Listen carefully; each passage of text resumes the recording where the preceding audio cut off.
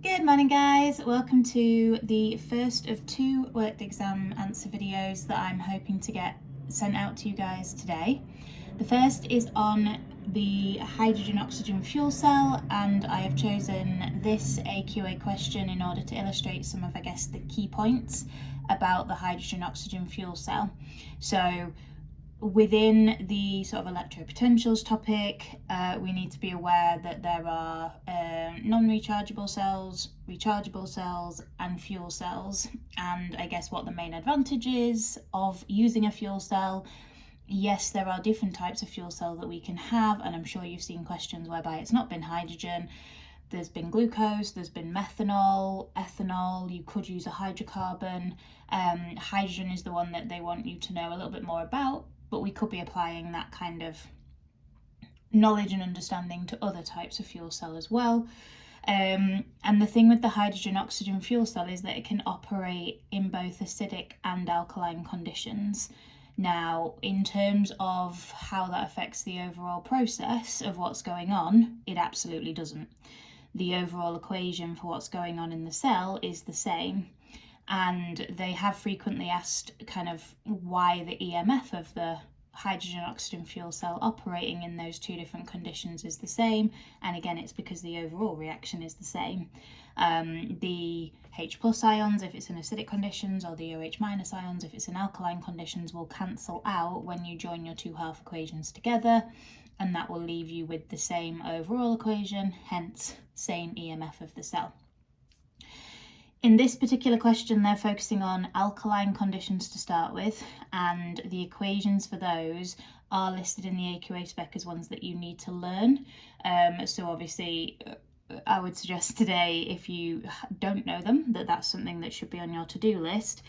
But what I'm hopefully also going to be able to show you is, whilst it's really difficult to work them out, because of the alkaline conditions and writing half equations, we're kind of needing to know how to do that in acidic conditions. I guess if you know the overall equation and you know one of the two half equations, then you can kind of put the other one together. Would I recommend that? Probably not. Is it doable? Yes. So it's always, I feel it's always important for me to share what can be done in terms of working things out in the moment, partly because that will help to reduce what you need to remember. And then it goes on to have a think about how the EMF of the hydrogen oxygen fuel cell will change with time, what an advantage of using the hydrogen oxygen fuel cell is in terms of powering a car, and then one reason why it might not be carbon neutral. And you will see that these two are suggest questions. There are quite a few suggest-based questions that are linked to fuel cells. And remember, with those, it's not stuff you're supposed to know necessarily. It's using your wider understanding to have a best educated guess, I suppose. So, as I've said, we're thinking about the hydrogen oxygen fuel cell operating in alkaline conditions, and then they've given us the cell representation for this cell. So this is something that you again need to be familiar with for the electropotentials topic. We've got platinum electrodes on both sides because we're dealing with gases and either liquids or solutions. So we're going to need those platinum contacts in there for electron transfer to happen. Double line in the middle is our salt bridge, and then on this left hand side, this is what's going on at the negative electrode, which is where oxidation happens. And then here on the right, this is our positive electrode, and that's where reduction will always occur, because your electrons are always going to flow from where oxidation is happening to where reduction is happening, which will usually be from left to right. Okay. So write a half equation for the reaction that occurs at each electrode. Use the half equations to deduce an overall equation. Now, it might be that you find it easier to start with the overall equation.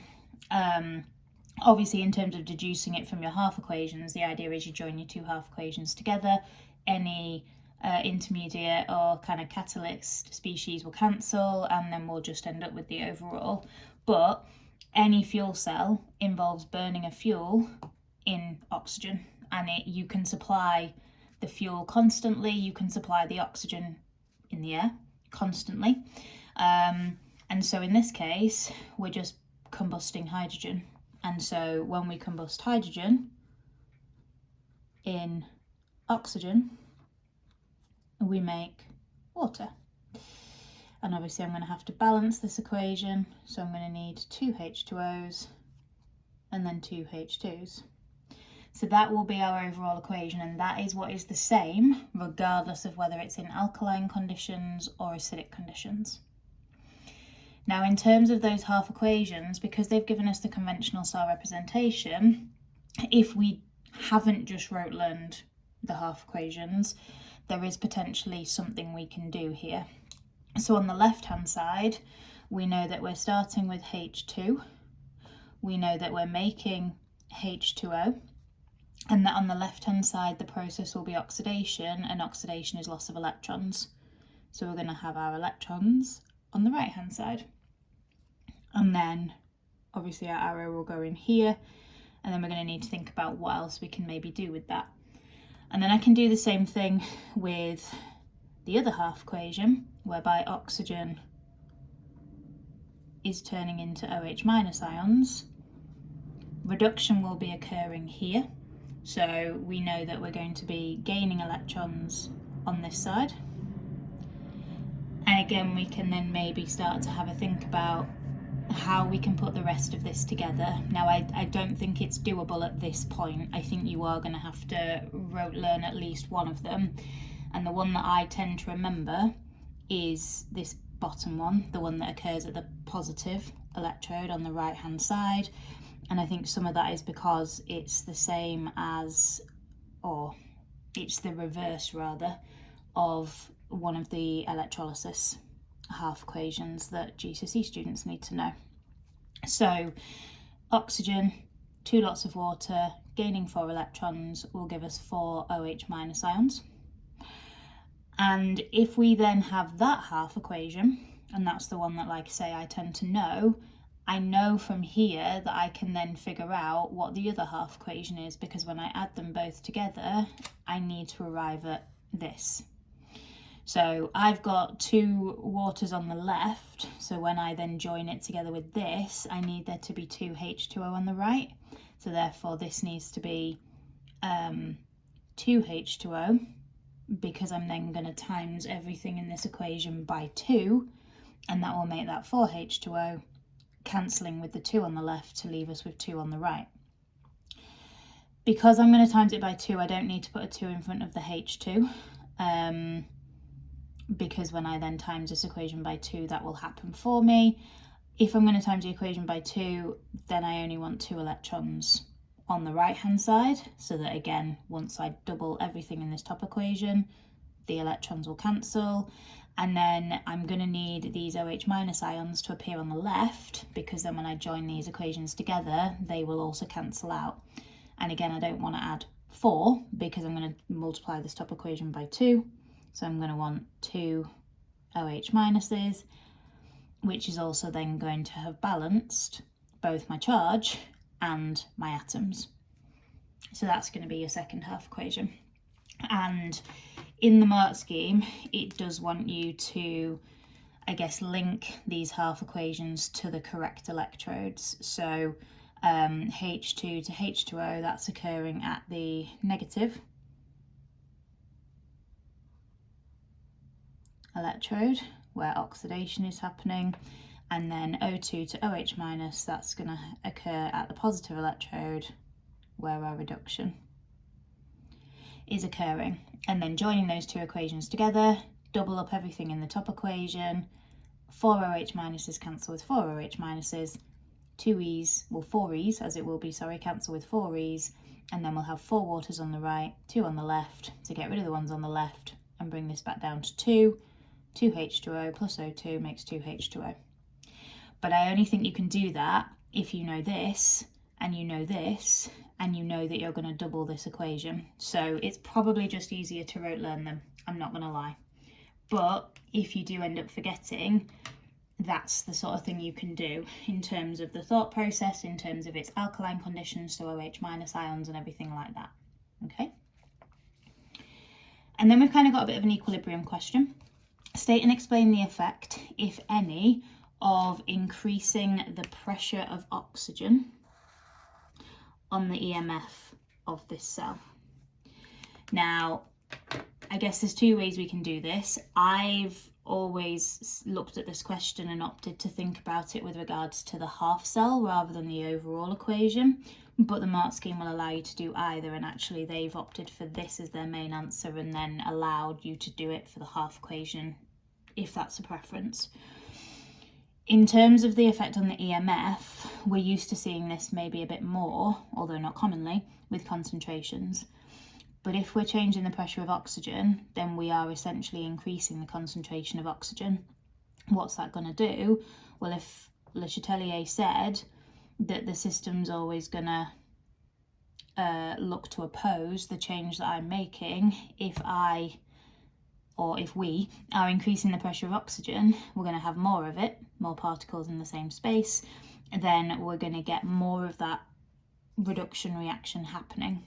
So position of equilibrium is going to shift to the right, and if we've got more reduction happening, then this E0 value, the standard electropotential value, will become more positive.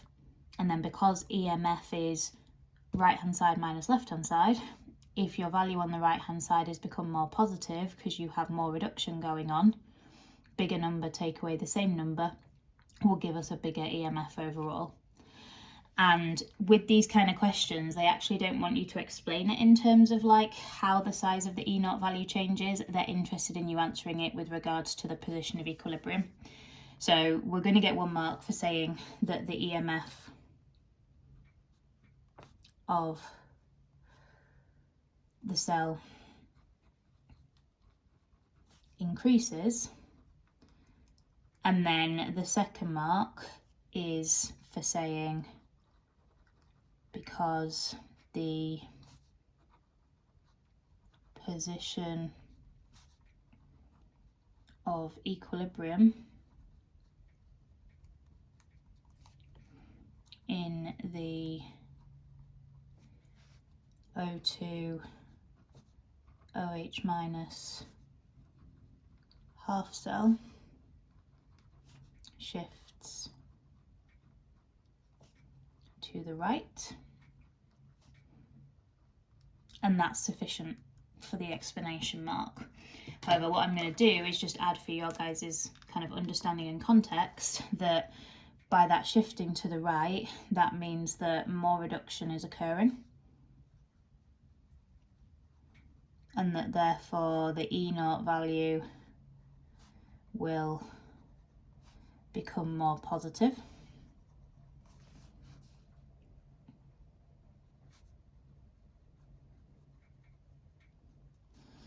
And because the EMF is worked out by doing the E0 of the right hand side where reduction occurs minus the E0 of the left hand side where oxidation occurs, so if we're then increasing the E cell or E0 value, of the right hand half cell, that's going to increase the EMF. Not that they want you to say that, like I say, it's always going to be focused on equilibrium. And if it's worth more than 2 marks, what I'd want you to finish off with is position of equilibrium in the O2 OH half cell shifts to the right to oppose the increase in pressure of oxygen. So always bringing it back to Le Chatelier's principle and the idea that the system is going to oppose the change. Okay. Do the next one on the graph because they've given us an axis. Complete the diagram to show how the EMF of a hydrogen oxygen fuel cell changes with time. Now, it doesn't matter what fuel cell this question is asking you about. The idea of a fuel cell is that you get a constant EMF output that doesn't change over time. That doesn't look like a very horizontal line, for which I can only apologise. But one of the main advantages of using a fuel cell over a non-rechargeable and even a rechargeable cell is that because you can constantly supply whatever the fuel is, in this case hydrogen, and oxygen, there's never going to be a dip in your EMF output, whereas even in a rechargeable cell, your initial reactants will get used up, then you'll have to recharge it to regenerate them. So with a rechargeable cell, you'll have EMF that will drop, and then you can recharge it, and then it will go level again, but you will get that dropping and re-increasing again as a kind of regular pattern, whereas constantly supplying your fuel and your oxygen gives you a constant EMF output.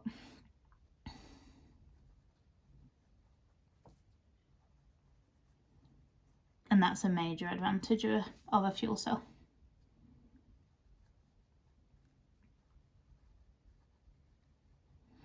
Obviously, if it's a non-rechargeable cell, you'll be able to use it and it will die, and then that's it. That would be like your single-use batteries in your calculators, clocks, that kind of thing, whereby because they can't be recharged, because you can't reverse the reaction, single use, and that's it. And then obviously that's a lot of waste in landfill, so not a great environmental thing. Part C, suggest the effect, if any, on the EMF of this cell if the surface area of each platinum electrode is increased. Now, I'm sure you don't need me to tell you how common a question this is. They ask this seemingly all the time, and there is no effect, quite simply.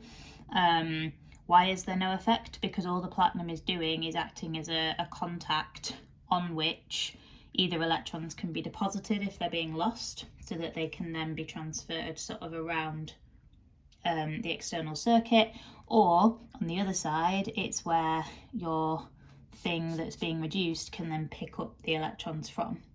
So the surface area of it is completely, excuse me, irrelevant. So all you would need to write for that one, for part CI, state the effect, if any, on the EMF. You can say no effect, or that the EMF is unchanged. Something along those lines would be fine.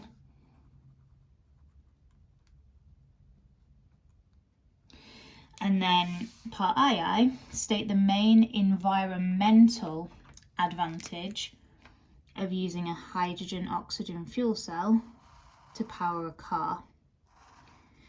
So when we think about different ways we can power cars, if you've got a petrol car or a diesel car, you will be releasing pollutants such as nitrogen oxides, carbon monoxide, unburned hydrocarbons, CO2, all into the atmosphere. What are we making when we combust hydrogen in the hydrogen-oxygen fuel cell? Just water. So water is the only product which is obviously a lot more environmentally friendly than things like nitrogen oxides and carbon monoxide and unburned hydrocarbons, because they cause things like acid rain. Carbon monoxide is obviously toxic to humans, which would therefore not be an environmental advantage. But the unburned hydrocarbons cause global dimming because they're like solid particulates.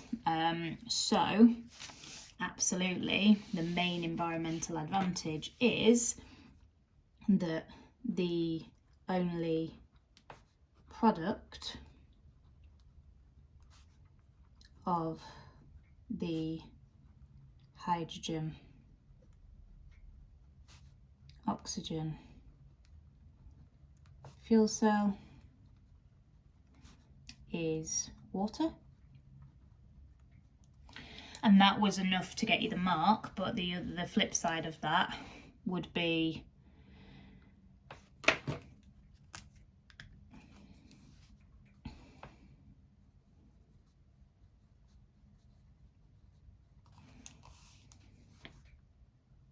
that there's no pollutants like the nitrogen oxides or any unburned hydrocarbons.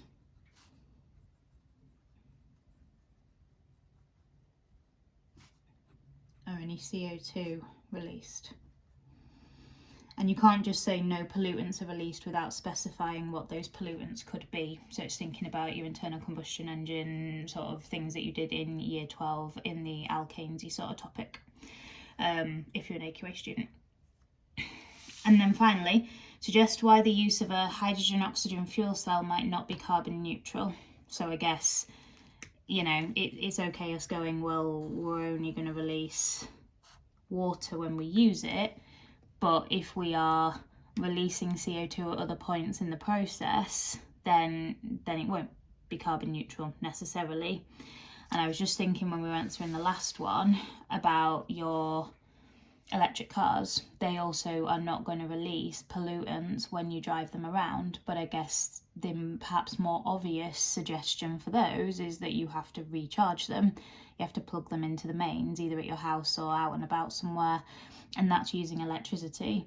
And that electricity, I would suggest, in still a vast amount of cases, is going to come from fossil fuels. So that makes sense as to why electric cars, even though they don't give out pollutants when you drive them, you are still contributing potentially to things like global warming when you charge your car. Obviously, the idea of a hydrogen oxygen fuel cell is that it doesn't need to be charged. So we can't use that as an example, but if we know that using it is only releasing water, so it can't be anything to do with that in terms of why it's not carbon neutral. The only thing that is left is, well, how are we getting the hydrogen? And the hydrogen, in terms of how that's produced, that is going to be where we give out CO2. So hydrogen is made from the reaction of methane with steam, I want to say. And you make hydrogen and carbon dioxide. You don't need to know specifically that reaction. You can just say the production of hydrogen involves the release of CO2 to the atmosphere. And so even though when we've then got the hydrogen, we're not releasing any CO2 to get the hydrogen in the first place, we had to have released some CO2, and thus it isn't carbon neutral, because at no point are we absorbing any CO2 from the atmosphere, we're just releasing it. And it is a suggest question, and therefore it is quite hard, because like I say, we're not expected to necessarily know that about the hydrogen, but it's kind of working through all the alternatives. Well, we're not releasing it when we use the cell. We don't need to recharge the cell, so that's not where the CO2 is being released either. So the only thing that comes down to is where are our reactants coming from, and obviously oxygen's coming from the air, so definitely, you know, we're not processing that in any way. So it has to be that the production of hydrogen